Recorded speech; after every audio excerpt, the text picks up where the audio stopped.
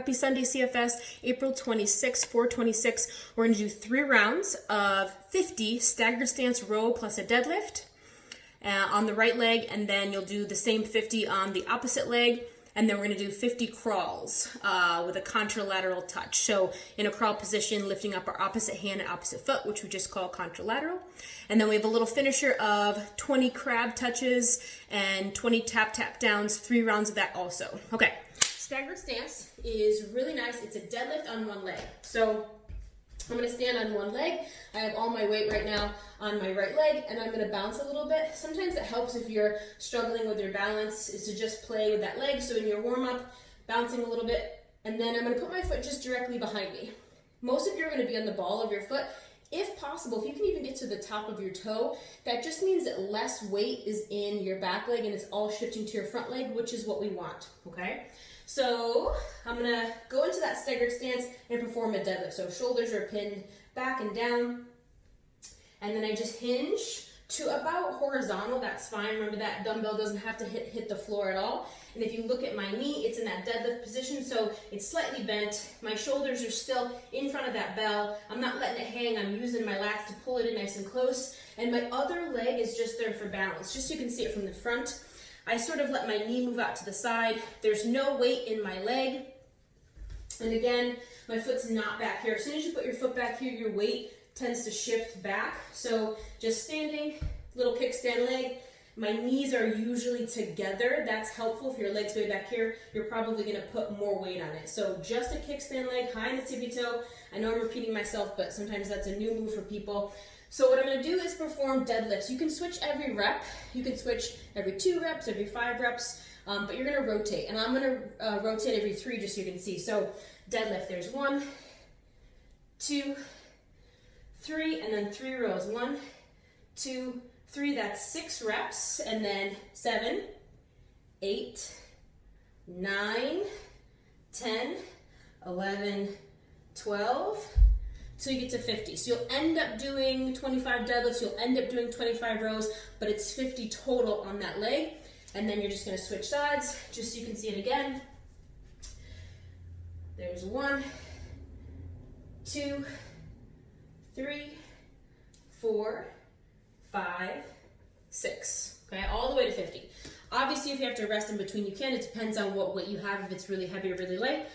This exercise is amazing to start to connect the lats with the glutes, especially from the contralateral perspective. So my upper left and my lower right are starting to work together, which is really nice. Support the low back, yada, yada. Okay, 50 on the left, 50 on the right, and then you're gonna enter into a tabletop position. So I'm in crawl position or tabletop. My knees are hovering, and I'm just gonna pick up my opposite hand and opposite foot. So 1, 2, 3, okay? I'm lifting up my left hand and my right foot just for a second, and then they're going right back down. I'm really trying to maintain the midline here. If for some reason that was too tough, you could, with your knees still hovering, just do the hands and then just the feet.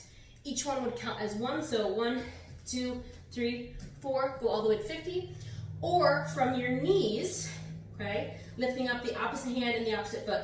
You don't have to go all the way into bird dog with that for today, just so you don't go into extension. So just lifting up a little bit and trying to really maintain the low back as if you put your beverage on there. So usually I say, I drink coffee, pretend I put my coffee on the back of your hips or your sacrum, and you didn't want it to spill, all right? So you're gonna do 50 of those, and you're gonna do 3 rounds. So when you're done with the tabletop position, you're gonna go back to that staggered stance, deadlift and row. Cool, okay. The finisher, 3 rounds. We have contralateral again, so I'm gonna be in a crab position, we say. So lift it up. You don't have to lift your hips really high with this one, especially if your shoulders are tight. What I'm more looking for, if I was watching you, maybe I am, is your chest being really tall. So the chest being up, and I'm pushing the ground away as opposed to this. So I'm not concerned with our hips getting high. It's not a great glute exercise anyway. I really want to be pushing my shoulders down or my chest up. And then from there, I'm going to reach over and touch my opposite hand to my opposite foot. The other reason it's nice to have your hips low is you might fall. So just be prepared for that to land on your butt. All right. It's also a little bit helpful if you reach across the body to touch that foot. It doesn't matter if your foot goes out straight or you end up keeping it bent.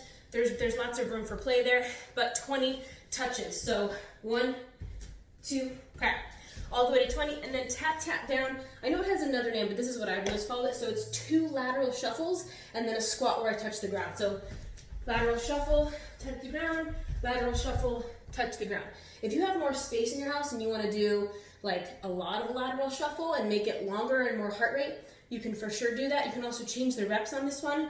You can also do more rounds, right? So here's 1, 2, 3, 4, all the way to 20. Notice that my hips are really low and I'm not doing this. When people get tired, it turns into this.